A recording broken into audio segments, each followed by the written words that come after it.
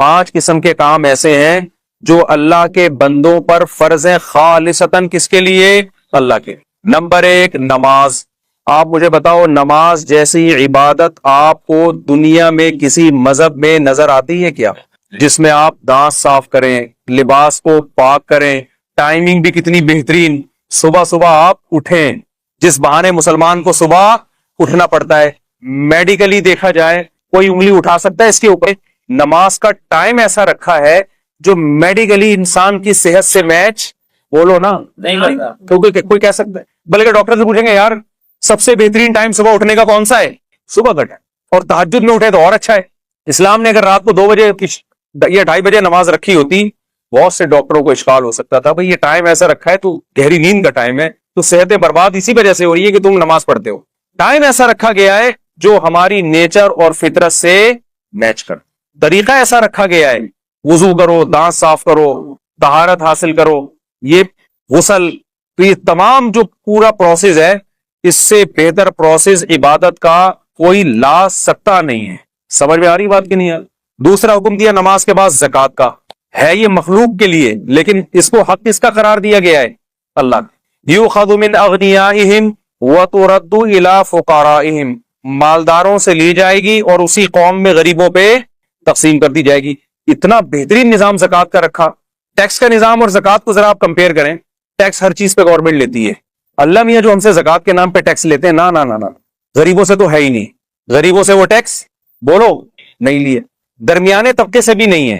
3 قسم کے طبقے ہیں اسلام میں، ایک مالدار جن سے زکوٰۃ لی جاتی ہے، دوسرا غریب جن کو زکوٰۃ دی جاتی ہے، تیسرا درمیانی طبقہ کہ نہ لی جائے گی اور نہ ان کو دی جائے، نہ یہ غریبوں کی کیٹیگری میں آتے ہیں کہ زکوٰۃ لے لے، اور نہ اتنے مالدار ہیں کہ ان سے زکوٰۃ لی جائے۔ پھر جن مالداروں سے لی جاتی ہے اس میں کتنی آسانی رکھتی، اس مال میں لی جاتی ہے جو بڑھنے والے اموال ہیں، آپ کے استعمال کی چیزوں پہ زکوٰۃ، کیونکہ گاڑی ایسے نہیں ہے 1 سے 2 ہو جائے، گھر ایسا نہیں ہے آپ رہ رہے ہیں تو 1 سے 2 ہو جائے، تجارتی مال پہ جو بیچنے کے لیے خریدا ہو، جو چیزیں بیچنے کے لیے خریدی جاتی ہیں وہ 1 سے 2، 2 سے 4، 4 سے 8، تو اللہ نے کہا ان میں گروتھ ہے، لہذا ان میں سال میں صرف ایک دفعہ 2.5% تم نے میرا حق مجھے دینا ہے، اور دینا کس کو ہے؟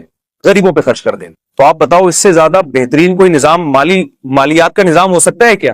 کوئی نظام نہیں ہو سکتا۔ تیسرا اللہ نے کیا حکم دیا؟ صوم رمضان۔ پہلا جو تھا وہ تو توحید ہے، جو 5 ارکان میں سے، کہ اللہ کے ساتھ کسی کو شریک نہ کیا جائے، کیونکہ دنیا میں کوئی ریاست ایسی ریاست نہیں ہے جو کہے کہ آپ ہماری اسٹیٹ میں رہ کے 2 ریاستوں کے قائل ہوں۔ تو پہلی تو ابتدائی توحید سے ہوتی ہے نا، کہ جب ایک ہے تو خدا کیا ہے؟ بس ایک ہی ہے، اسی کی مان کے چلنا ہے۔ چوتھا حکم اسلام نے دیا ہے رمضان کا۔ چوتھا حکم کیا دیا ہے؟ رمضان، جس کے استقبال پر آج میں نے بیان کرنا تھا، لیکن میرے بیانات میں ہمیشہ تمہید لمبی ہوتی ہے اور ٹاپک پر بات کم ہوتی ہے، کیونکہ اس تمہید کے بغیر میں اگر ٹاپک پر بات کروں گا نا تو وہ 5 منٹ کی بات بھی وہ 5 گھنٹے میں بھی سمجھ میں نہیں آئے گی، اور جب تمہید لمبی ہو جاتی ہے تو پھر وہ 5 منٹ کی بات بھی انشاءاللہ 5 منٹ میں سمجھ میں آ جاتی۔ تو انہی میں سے اللہ میاں نے ایک حکم یہ بھی دیا ہے کہ میرے جو مجھے مانتے ہیں اور یہ مانتے ہیں کہ اس کائنات کو میں چلا رہا ہوں، اس کائنات کا بنانے والا میں ہوں، تو یہ خالی پیلی کے دعوے میں قبول نہیں کروں گا، کچھ کر کے دکھانا پڑے گا جس سے پتا چلے گا کہ واقعی تم مجھے مانتے ہو۔ آپ جب کسی سے محبت کا دعویٰ کریں تو فری پھوکٹ کے دعوے آج کل چلتے ہیں، آپ بیگم سے کہیں مجھے تم سے بہت زیادہ محبت ہے، بہت زیادہ بیگم، میں بس مفتی طارق مسعود کی اتنی دفعہ بیان سن چکا ہوں پھر بھی مجھے کبھی دوسری شادی کا خیال نہیں آیا کیونکہ مجھے تم سے بہت زیادہ محبت ہے۔ بار بار آپ یہ دعویٰ کرو، وہ کہے چلے جی آپ مجھے آج پیزا کھلا دیں، چلیں آج باہر ہوٹل پہ چلتے ہیں، آپ کیا ہے پیسے نہیں ہے، یہ ٹینشن، ابھی ٹائم نہیں ہے میرے پاس۔ روزانہ یہ دعوے کرتے ہو، لیکن اس دعوے کو ثابت کرنے کے لیے روکڑا آپ کی جیب سے کبھی بھی نہیں نکلتا، تو ایک دن غصے میں آ جائے گی نا کہ کچھ اور بول دیا کرو، یہ محبت کے دعوے یہی ہوگا نا، یہ دعوے شامل نہ کیا کرو۔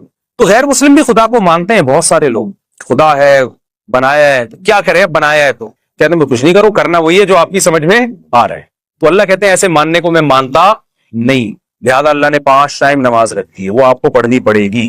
اللہ میاں نے زکوٰۃ رکھ دی سال میں 1 دفعہ، اللہ میاں نے رمضان کے بولو روزے، کہ یہ ثبوت دینے کے لیے نا کہ ہم خدا کو مانتے ہیں۔ آپ کو 1 مہینہ صبح صادق سے لے کے غروب آفتاب تک بھوکا پیاسا رہنا پڑے گا۔ اس میں یہ چھوٹ رکھ دی کہ بیمار اور مسافر اس سے کیا ہے، मुस्कस, ये भी नेचुरल है, वरना बीमारों के लिए कितना बड़ा अजाब बन जाता है रमजान का रोजा, कितनी बड़ी टेंशन बन जाती है। तो वो दो को क्या कर दिया, तो खारिज कर दिया, आसान रखा उसको। लेकिन खूब समझ लें, अल्लाह के अहकाम आसान तो होते हैं लेकिन उसमें लचक नहीं होती। मिसाल के तौर पर वुजू के लिए पानी नहीं है तो तयम्मुम करना पड़ेगा आपको। ऐसा नहीं हो सकता कि आप कहें कि यार चलो वुजू के लिए पानी जब है ही नहीं तो तयम्मुम में 2 दफा हाथ ही मिट्टी में मारना है, छोड़ो ऐसे ही नमाज पढ़ लो। आप कुछ भी करेंगे ऐसे नमाज आपकी कबूल नहीं होगी। और ये भी नहीं हो सकता कि यार चलो छोड़ दो, आज छोड़ने का ऑप्शन भी नहीं। यानी ये तो कर दिया सफर में 2 रकअतें पढ़ लें आप, लेकिन छोड़ने का ऑप्शन नहीं रखा। छोड़ने के लिए मैदान जंग में लड़ भी रहे हो तो नमाज के टाइम पे आपको नमाज पढ़नी पड़ेगी। तरीका बदल दिया कि घोड़े पे सवार हो तो वही सवारी पे पढ़ लो। जिससे पता चलता है कि इस्लाम के अहकाम में आसानी है जितनी अल्लाह ने डाल दी, उसके बाद नो का ऑप्शन आपके पास नहीं रहता। हमारे यहां बहुत से लोग रमजान में ये करते हैं कि जी चूंकि अल्लाह ने मुसाफिरों को छूट दे दी है, बीमारों को छूट दे दी है, इससे खुद ये नतीजा निकालने लगते हैं इसका मतलब अल्लाह बड़ा गफूर रहीम है, कोई टेंशन हो तो छोड़ सकते हैं आप। ना ना ना ना ना ना, ना।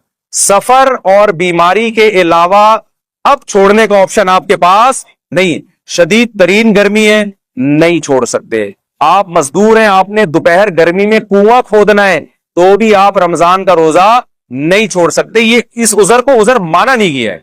लोग अक्सर हमसे पूछते, गर्मी के रोजों में खास तौर पे ज्यादा पूछा करते थे कि एक मजदूर दोपहर को कुदाल चलाता है, कुआं खोदता है, वो तो नामुमकिन है कि रखे वो रोजा, वो तो मर जाएगा प्यास से।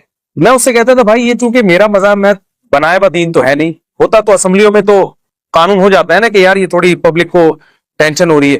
देखो रसूलुल्लाह सल्लल्लाहु अलैहि वसल्लम के दौर में खातून आई, उन्होंने क्या कि यार रसूलुल्लाह मेरे शौहर ने मुझे एक ऐसे अल्फाज बोले जिससे जमाने जहालियत में यह समझा जाता था कि तलाक हो गई है, हालांकि वो ऐसा नहीं था, ज़िहार जिसे कहते हैं।